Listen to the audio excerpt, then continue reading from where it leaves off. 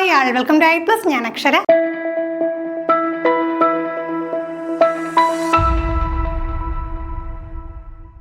നമ്മൾ സൈക്കോളജിയിൽ കോമൺ ആയിട്ടുള്ള നമ്മുടെ കേറ്റഡ് എക്സാമിനേഷൻ, സീറ്റഡ് എക്സാമിനേഷനൊക്കെ കോമൺ ആയിട്ടുള്ള ടോപ്പിക്സ് ഡിസ്കസ് ചെയ്തുകൊണ്ടിരുന്നതാണ്. അപ്പോൾ ട്രാക്ക് വിട്ട് പോകാതെ തന്നെ നമുക്ക് എന്ത് ചെയ്യാം, അടുത്ത ക്വസ്റ്റ്യൻ ഒന്ന് ഡിസ്കസ് ചെയ്യാം. നമ്മൾ 5 ചോദ്യങ്ങളാണ് എന്ത് സെക്ഷനിൽ കൊണ്ടുവന്നിട്ടുള്ളത്.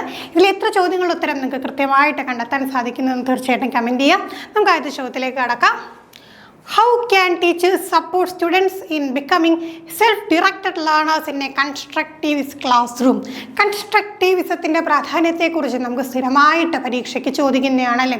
നമ്മൾ ബിഹേവിയറിസം പഠിച്ചു, കോഗ്നിറ്റീവിസം പഠിച്ചു, കൺസ്ട്രക്റ്റിവിസം പഠിച്ചു, സോഷ്യൽ കൺസ്ട്രക്റ്റിവിസം പഠിച്ചു. ഇതുപോലുള്ള ഏത് കീ ടേമും ഏത് ഉറക്കത്തിൽ ചോദിച്ചാലും എന്താണ് നമുക്ക് കൃത്യമായിട്ട് പറയാനായിട്ട് സാധിക്കണം. അപ്പോൾ ഒരു കാരണവശാലും എന്താണ് ഇങ്ങനെ കീ ടേംസ് പഠിക്കാതെ സൈക്കോളജിയിൽ നിങ്ങൾ അടിത്തറ ഉറപ്പിക്കാതെ മുന്നോട്ട് പോകരുത്. അപ്പോൾ കൃത്യമായിട്ട് എന്ത് ചെയ്യണം, ആദ്യം ടേംസ് മനസ്സിലാക്കണം. അപ്പോൾ അതിനെ ബേസ് ചെയ്തുള്ള ചോദ്യങ്ങൾ ഒരിക്കലും നമുക്ക് എന്താണ് പരീക്ഷാ ഹാളിൽ ചെന്നിരുന്ന ഇതിൻ്റെയൊക്കെ അർത്ഥം എന്താണെന്ന് ഊഹിച്ച് കണ്ടുപിടിച്ചെടുക്കാനായിട്ട് എപ്പോഴും സാധിച്ചെന്ന് വരില്ല. അപ്പോൾ കൃത്യമായിട്ട് പഠിച്ചിട്ട് പോകണം. അപ്പോൾ നമ്മുടെ ചോദ്യം എന്ന് പറയുന്നത് സെൽഫ് ഡിറക്റ്റഡ് ലേണേഴ്സിൻ്റെ കൺസ്ട്രക്റ്റീവിസ്റ്റ് ക്ലാസ് റൂം. അതായത് എല്ലാം ടീച്ചർ ഇങ്ങനെ സ്പൂൺ ഫീഡ് ചെയ്ത് കൊടുക്കുന്ന പരിപാടിയൊക്കെ മാറിയല്ലേ. നമ്മുടെ പെഡഗോജിക്കൽ അപ്രോച്ച് എന്ന് പറയുമ്പോൾ എന്താണ്, കുട്ടികൾ അറിവ് നിർമ്മിക്കുകയാണ്. ടീച്ചറിൻ്റെ റോൾ എന്താണ്, ഫെസിലിറ്റേറ്ററാണ്, മെൻറ്ററാണ്, സ്കഫോൾഡറാണ്. അപ്പോൾ ഇതൊക്കെയാണ് ടീച്ചറിൻ്റെ റോൾ. അല്ല ടീച്ചർ ഒരു എന്താ പറയുന്ന ഒരു അതോറിറ്റേറ്റീവ് ഫിഗറല്ല. ടീച്ചർ പറയുന്നു, കുട്ടികൾ കേൾക്കുന്നു, ആ ഒരു പാറ്റേൺ അല്ല. കുട്ടികൾ അറിവ് നിർമ്മിക്കുമ്പോൾ ടീച്ചർ എന്താ ചെയ്യുക, അതിന് ആവശ്യമായിട്ടുള്ള സഹായങ്ങൾ പ്രൊവൈഡ് ചെയ്യുന്ന ഒരു സഹായിയായിട്ട്, മെൻറ്ററായിട്ട്, വഴികാട്ടിയായിട്ട് നിൽക്കുകയാണ് ചെയ്യേണ്ടത്. അപ്പോൾ സെൽഫ് ഡിറക്റ്റഡ് ആയിട്ട് കുട്ടികൾ എന്താണ് സ്വയം അവരുടെ പഠന രീതി സെൽഫ് ഡിറക്റ്റ് ചെയ്യുന്ന സമയത്ത് അതിന് ആവശ്യമായിട്ടുള്ളത് ഈ കൂട്ടത്തിൽ ഏതെന്നാണ് ചോദ്യം. By encouraging students to take responsibility for their own learning and develop self-regulation skill, by providing detailed and prescriptive instruction for all learning tasks, by providing frequent feedbacks and grades to motivate students to outperform each other, by setting explicit goals and objectives for all learning tasks. അപ്പോൾ നോക്കിയേ, ഒന്നാമത്തെ option എന്താണ്, students സ്വയം എന്ത് ചെയ്യണം, responsibility ഏറ്റെടുക്കണം for the learning and develop self regulation skill. സ്വയം കാര്യങ്ങൾ റെഗുലേറ്റ് ചെയ്തുകൊണ്ട് ആവശ്യമുള്ളപ്പോൾ ടീച്ചറിൻ്റെ സഹായം തേടാം. എന്നിട്ട് എന്ത് ചെയ്യണം, കുട്ടികൾ സ്വയം റെഗുലേറ്റ് ചെയ്ത് പഠനം നടത്തുക. രണ്ടാമത്തെ ഓപ്ഷൻ നോക്കാം, detail and prescriptive instruction for learning task. ഓരോ ടാസ്കിനും എന്താ ഡീറ്റെയിൽ ആയിട്ട് വിവരിച്ചു കൊണ്ടുള്ള എന്ത് ചെയ്യുക, ഇൻസ്ട്രക്ഷൻസ് കൊടുക്കുക. അടുത്ത എന്താണ്, ഇടയ്ക്കിടയ്ക്ക് ഫീഡ്ബാക്ക് കൊടുക്കുക, ഗ്രേഡ് കൊടുക്കുക. എന്തിനു വേണ്ടിയിട്ടാണ്, motivate students to outperform each other. എന്താണ് മറ്റുള്ളവരെ എന്താണ് ഔട്ട് പെർഫോം ചെയ്തുകൊണ്ട് അവരെ കൈ മുന്നിൽ വരാൻ. അങ്ങനെ എന്ത് ചെയ്യാം, എപ്പോഴും ഇങ്ങനെ മോട്ടിവേഷൻ കൊടുക്കുക, ഗ്രേഡ്സ് കൊടുക്കുക, ഫീഡ്ബാക്ക് കൊടുക്കുക, ഗ്രേഡ്സ് കൊടുക്കുക. അടുത്ത എന്താണ്, by setting explicit goals and objective for all learning task. എല്ലാ ലേണിംഗ് ടാസ്കിനും എന്താണ് കൃത്യമായിട്ടുള്ള ഗോൾസും ഒബ്ജക്റ്റീവ്സും കൊടുക്കുക എന്നതാണ്. അപ്പോൾ എന്താ നമുക്ക് ആൻസർ വരിക, ആദ്യം പറഞ്ഞ ചോദ്യത്തിൽ തന്നെ ഉത്തരം ഉണ്ടായിരുന്നു അല്ലേ, ചോദ്യത്തിന് എക്സ്പ്ലനേഷനിൽ തന്നെ നമ്മുടെ ഉത്തരം ഉണ്ടായിരുന്നു. എന്താ, by encouraging students to take responsibility for their own learning and develop self regulation skill. അപ്പോൾ എന്താണ്, അവരുടെ സ്വന്തം ലേണിങ്ങിനും സെൽഫ് റെഗുലേഷൻ സ്കില്ലും ഒക്കെ എന്ത് ചെയ്യണം, അതിൻ്റെ റെസ്പോൺസിബിലിറ്റി അവർ ഏറ്റെടുക്കണം. അത് തന്നെയല്ലേ നമ്മൾ തുടക്കത്തിൽ പറഞ്ഞു, അവരെന്താണ് സെൽഫ് ഡിറക്റ്റഡ് ആയിട്ടുള്ള ലേണിങ്ങിന് എന്താണ് ആവശ്യം, അവർ തന്നെ ആദ്യം എന്ത് ചെയ്യണം, അതിൻ്റെ ഉത്തരവാദിത്തം ഏറ്റെടുക്കണം. ഇപ്പോൾ പഠിക്കണമെന്നുണ്ടെങ്കിൽ ടീച്ചർ വേണമെങ്കിൽ ഒന്ന് പഠിപ്പിക്കട്ടെ, ഇത് പിന്നെ നോക്കാം, ആ ഒരു ആറ്റിറ്റ്യൂഡിലല്ല കുട്ടി ഇരിക്കേണ്ടത്. കുട്ടി സ്വയം എൻ്റെ പഠനം, ഞാൻ എന്ത് കാര്യങ്ങൾ പഠിക്കണം, എന്തൊക്കെ ഒബ്ജക്റ്റീവ്സ് നേടണം എന്നുള്ളത് എൻ്റെ ഉത്തരവാദിത്തമാണ്. അപ്പോൾ അതിൽ എവിടെയാണോ ടീച്ചറിൻ്റെ സഹായം ആവശ്യമുള്ളത് അവിടെ ഞാൻ സഹായം ആവശ്യപ്പെടണം എന്നുള്ള ഒരു റെസ്പോൺസിബിലിറ്റിയിലോട്ട് ആരെത്തിച്ചേരണം, വിദ്യാർത്ഥി എത്തിച്ചേരണം എന്നാണ് നമ്മുടെ പുതിയ പഠന രീതി പറയുന്നത്. അടുത്ത ചോദ്യം അസേർഷനും റീസണുമാണ്.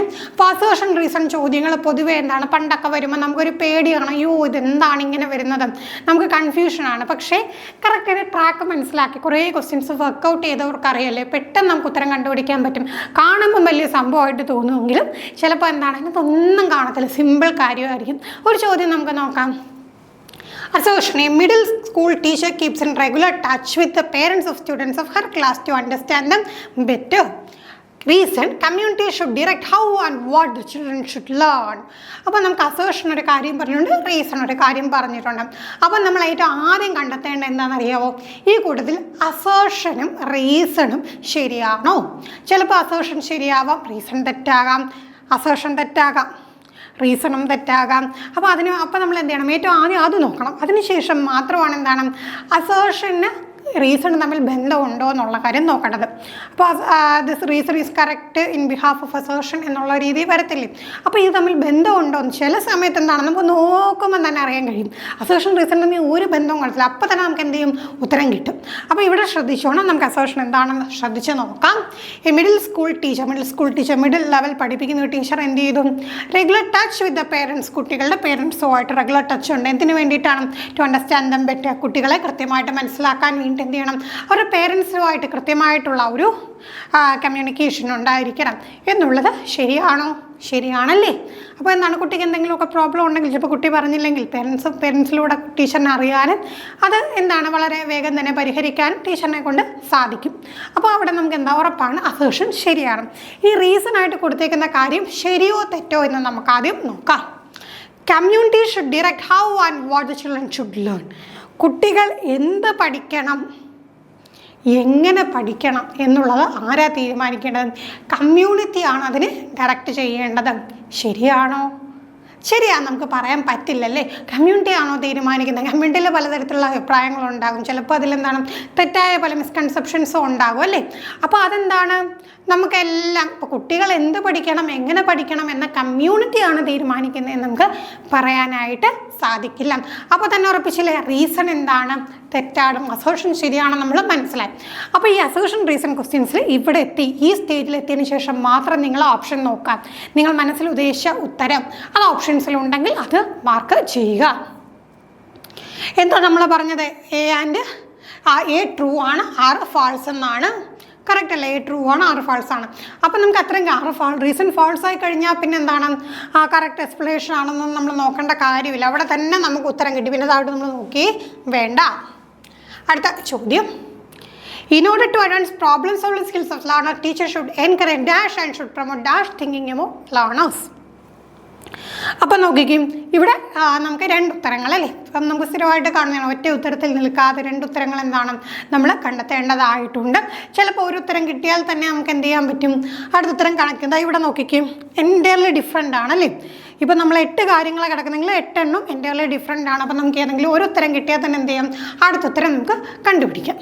അപ്പോൾ നോക്കിക്കേ, problem solving skills of learners, അതായത് കുട്ടികൾക്ക് പ്രശ്ന പരിഹരണ ശേഷി അഡ്വാൻസ് ചെയ്യിക്കാൻ വേണ്ടിയിട്ട് ടീച്ചറിനെ എന്ത് എൻകറേജ് ചെയ്യണം, എന്ത് തിങ്കിങ് ആണ് പ്രൊമോട്ട് ചെയ്യേണ്ടത്? Means and analysis, convergence, verbalization, analogical, belief perseverance, reciprocal, functional fixedness, divergence. അപ്പോൾ നമുക്ക് നോക്കിക്കഴിഞ്ഞാൽ പ്രോബ്ലം സോൾവിങ് സ്കിൽസാണ് നമ്മൾ പറഞ്ഞിട്ടുള്ളത്. അപ്പം നമുക്ക് എന്ത് ചെയ്യാം? നമുക്ക് ഓപ്ഷൻ വേണമെങ്കിൽ എന്ത് ചെയ്യാം? എലിമിനേറ്റ് ചെയ്തതിന് ഉത്തരത്തിലോട്ട് പോകാം. കൺവേർജൻ്റ് ആയിട്ടുള്ള തിങ്കിങ് ഒന്ന് നമ്മൾ ചെയ്യുന്നു. കൺവേർജൻ്റ് പറയുമ്പോൾ എല്ലാവരും ഒരുപോലെ ചിന്തിക്കും. പ്രോബ്ലം സോൾവിങ്ങിൽ നമുക്ക് എല്ലാവരും ഒരുപോലെ ചിന്തിച്ചിട്ട് കാര്യം ഉണ്ടാവില്ല, നമുക്ക് അറിയാം, അതവിടെ വരില്ല. പിന്നെ നമുക്ക് എന്താണ്, ബിലീഫിൽ തന്നെ ഓരോ ഓപ്ഷൻസ് നോക്കിയപ്പോൾ കേട്ടോ, ബിലീഫിൽ തന്നെ ഉറച്ചു നിൽക്കാം. ചിലപ്പോൾ എന്താണ് നമ്മുടെ ബിലീഫുകളിലൊക്കെ തെറ്റായിട്ടുള്ളത് കാണും. അപ്പോൾ ചിലപ്പോൾ എന്താണ് തെറ്റായിട്ടുള്ള ബിലീഫുകളുള്ളത് കൊണ്ട് നമുക്ക് എന്താണ് നമ്മുടെ ആറ്റിറ്റ്യൂഡ് ചേഞ്ച് ആവും. അപ്പോൾ നമ്മൾ എന്ത് ചെയ്യാം? അങ്ങനെ ഉറച്ചു നിൽക്കാൻ പാടില്ല. കൃത്യമായിട്ടുള്ള തെളിവുകളുള്ള കാര്യങ്ങൾ നമ്മൾ എന്ത് ചെയ്യണം? വിശ്വസിക്കണം. പിന്നെ എന്താണ് ഫങ്ഷണൽ ഫിക്സഡ്നെസ്, ഒരു കാര്യത്തിന് ഫിക്സ് ചെയ്ത് നിൽക്കുന്നു, അതും നമുക്ക് എന്താണ് അത്ര ആപ്ലിക്കബിൾ ആയിട്ട് തോന്നില്ല. അത്രയും ചെയ്താൽ തന്നെ നമുക്ക് എന്ത് ചെയ്യാൻ പറ്റും? ഉത്തരത്തിലേക്ക് കടക്കാം. വെർബലൈസേഷൻ, അനലോഗിക്കൽ തിങ്കിങ് ആണ് കേട്ടോ. അപ്പോൾ പ്രോബ്ലം സോൾവിങ് സ്കിൽസ് നമുക്ക് പ്രൊമോട്ട് ചെയ്യാൻ വേണ്ടിയിട്ട് എന്താണ് ആവശ്യം? വെർബലൈസേഷൻ കൂടുതലായിട്ട് പ്രൊമോട്ട് ചെയ്യുക, അതോടൊപ്പം ഒരു അനലോജിക്കൽ സ്കിൽസുകൾ വളർത്തുക. അടുത്ത ചോദ്യം, in discovery learning students, discovery learning വളരെ ഇമ്പോർട്ടൻ്റ് ആയിട്ടുള്ള മറ്റൊരു കീ ടേമാണല്ലേ, മറക്കരുത്. എന്താ ഡിസ്കവറി ലേണിംഗ്? കണ്ടെത്തൽ പഠനമാണ്. ആരുമായിട്ട് ബന്ധപ്പെട്ടിരിക്കുന്നു എന്നറിയാവുന്നവർ തീർച്ചയായിട്ടും കമൻറ്റ് ചെയ്യുക. നമ്മൾ ഒരുപാട് സെക്ഷൻസിൽ പറഞ്ഞിട്ടുള്ളതാണ്, അതിനെക്കുറിച്ച് ഡീറ്റെയിൽ ആയിട്ട് നമ്മൾ ക്ലാസ്സും എടുത്തിട്ടുണ്ട്. അപ്പം നോക്കിക്കേ, ഈ ഡിസ്കവറി ലേണിംഗിൽ സ്റ്റുഡൻസ് എന്ത് ചെയ്യണം? derive information for themselves through rehearsal and extended practice, make new discoveries in the world through rehearsal and extended practice, derive information for themselves through exploration and manipulation of ideas, consistently make new discoveries in the world through exploration and manipulation of ideas. അപ്പോൾ നമുക്ക് പെട്ടെന്ന് കാണുമ്പോൾ എന്താണ് എല്ലാ ഓപ്ഷനും ശരിയാണെന്ന് തോന്നുന്നു അല്ലേ. അപ്പോൾ ഒന്ന് ഇരുത്തി ചിന്തിച്ച് നോക്കിയാൽ ഡിസ്കവറി ലേണിംഗ് എന്ന് പറയുമ്പോഴത്തേക്കും അവിടെ നമുക്ക് എന്താണ് ആവശ്യം? ഏറ്റവും ഇമ്പോർട്ടൻ്റ് എന്താണ്? Consistently make new discoveries in the world. അപ്പോൾ ഡിസ്കവറിയിലാണെങ്കിൽ എപ്പോഴും എന്താണ്? കൺസിസ്റ്റൻ്റ് ആണ്. കുറച്ച് കാര്യം ഞാൻ കണ്ടെത്തി പഠിച്ചു, ഇനി ബാക്കി ടീച്ചർ പറഞ്ഞു തരട്ടെ, അങ്ങനെയല്ല. കൺസിസ്റ്റൻ്റ് ആയിട്ട് നമ്മൾ എപ്പോഴും എന്ത് ചെയ്യണം? കാര്യങ്ങൾ കണ്ടെത്തി പഠിച്ചുകൊണ്ടിരിക്കണം. എങ്ങനെയാണ്? Through exploration. അപ്പം എന്ത് ചെയ്യണം? നമ്മൾ കാര്യങ്ങളൊക്കെ എന്താണ്? എക്സ്പ്ലോർ ചെയ്യണം, ഐഡിയാസ് മാനിപ്പുലേറ്റ് ചെയ്യണം, അങ്ങനെ വേണം. അപ്പോൾ നമുക്ക് ബാക്കി ഓപ്ഷൻ എന്തുകൊണ്ട് തെറ്റായി? റിഹേഴ്സലും എക്സ്റ്റൻഡഡ് പ്രാക്ടീസിലൂടെ അല്ല ഇൻഫർമേഷൻ ഡിറൈവ് ചെയ്യേണ്ടത്. പിന്നെ എന്താണ്? Derive information themself through. അവിടെ എന്താണ്? ദംസെൽഫിൽ നിന്നല്ല, കുറച്ചും കൂടെ നമുക്ക് ആപ്റ്റായിട്ട് വരുന്നത് എന്താണ്? ഡിസ്കവറി. ആ ടേം തന്നെ ഉണ്ടല്ലേ, ഡിസ്കവറിയിലാണെങ്കിൽ ന്യൂ ഡിസ്കവറീസ് നടത്തണം. അപ്പം നമുക്കൊരു ടേം വെച്ച് തന്നെ എന്ത് ചെയ്യാം? ഇവിടെ ഉത്തരം കണ്ടുപിടിക്കാം. അപ്പം നമുക്ക് കൺഫ്യൂസ് ചെയ്യിക്കുന്ന രീതിയിലായിരിക്കും ഓപ്ഷൻ വരിക. അപ്പം നമ്മൾ എന്ത് ചെയ്യണം? ഏറ്റവും ആപ്റ്റായിട്ടുള്ള ഓപ്ഷൻ ഏതാണെന്ന് നോക്കാം. അപ്പം നമ്മുടെ ആ ഒരു ചോദ്യവുമായിട്ട് ഏറ്റവും ചേർന്ന് വരുന്ന എന്തായിരുന്നു? ഈ ഒരു ആൻസർ ആയിരുന്നു. Last question. Realising that he is not paying attention in the science class and hence he is unable to understand concepts, Ramesh decides to sit at the front so that he can focus attention better. Which learning strategy is Ramesh using? അപ്പോൾ നോക്കിക്കേ, ഒരു application level question ആണ്. രമേഷ് സ്വയം മനസ്സിലാക്കി എന്താണ്? He's unable to understand the concepts. Teacher പഠിപ്പിക്കുന്ന കാര്യങ്ങൾ, concepts Ramesh അത്ര അങ്ങോട്ട് മനസ്സിലാവുന്നില്ല. അപ്പോൾ രമേഷ് സ്വയം ഒരു തീരുമാനം എടുത്തു. എന്താണ്? പോയിട്ട് ഫ്രണ്ട് ബെഞ്ചിലിരിക്കാം. അങ്ങനെ വരുമ്പോൾ എന്താണ്? കുറച്ചും കൂടെ എനിക്ക് ശ്രദ്ധിക്കാൻ സാധിക്കും. ഞാൻ ചിലപ്പോൾ പിറകെ ഇരിക്കുന്നതുകൊണ്ടായിരിക്കും എൻ്റെ ശ്രദ്ധ പോകുന്നത്. അപ്പോൾ ഞാൻ മുന്നോട്ട് പോയിരുന്നു കഴിഞ്ഞാൽ എനിക്ക് കുറച്ചും കൂടെ ശ്രദ്ധിക്കാൻ സാധിക്കുമെന്നുണ്ടെങ്കിൽ രമേഷ് അവിടെ യൂസ് ചെയ്യുന്ന ആ ഒരു സ്ട്രാറ്റജി എന്താണ്?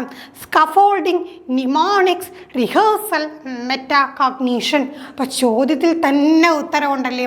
ഇവിടെ എന്താ ചെയ്തത് രമേഷ്? ചിന്തയെക്കുറിച്ചുള്ള ചിന്തയാണല്ലേ. അപ്പം ഞാൻ ഇങ്ങനെ പോയി പതുക്കെ പിറകിലൊക്കെ പോയിരുന്ന് കഴിഞ്ഞാൽ ഞാൻ നന്നായിട്ട് പഠിക്കില്ല. അപ്പോൾ അവിടെ എന്ത് ചെയ്യണം? ഞാൻ മുന്നോട്ട് വന്നിരുന്ന് കഴിഞ്ഞാൽ പഠിക്കും. അപ്പോൾ എന്ത് ചെയ്തു? കൊഗ്നീഷനെ കുറിച്ചുള്ള കൊഗ്നീഷൻ അല്ലേ. അപ്പോൾ അതിന് നമ്മൾ എന്താ പറയുക? മെറ്റാകോഗ്നീഷൻ, ചിന്തയെക്കുറിച്ചുള്ള ചിന്ത. അപ്പം ഞാൻ എങ്ങനെ ചിന്തിക്കുന്നു എന്നതിനെക്കുറിച്ച് ഞാൻ ചിന്തിക്കുകയാണെങ്കിൽ അതിന് പറയുന്ന പേരെന്താണ്? മെറ്റാകോഗ്നീഷൻ എന്നാണ്. സ്കഫോൾഡിങ് എന്താണെന്ന് നമുക്കറിയാമല്ലേ, സഹായം പ്രൊവൈഡ് ചെയ്യുന്ന കാര്യം വെച്ച് നമ്മൾ പറഞ്ഞു. ടീച്ചറിൻ്റെ റോൾ സ്കഫോൾഡർ ആണെന്ന് നമ്മൾ പറഞ്ഞു. നിമോണിക്സ് എന്ന് പറയുമ്പോൾ എന്താണ്? നമ്മൾ കാര്യങ്ങൾ ഓർത്ത് വെക്കാനായിട്ട് ഉപയോഗിക്കുന്ന ഒരു ടെക്നിക്കാണെന്ന് നമുക്കറിയാം.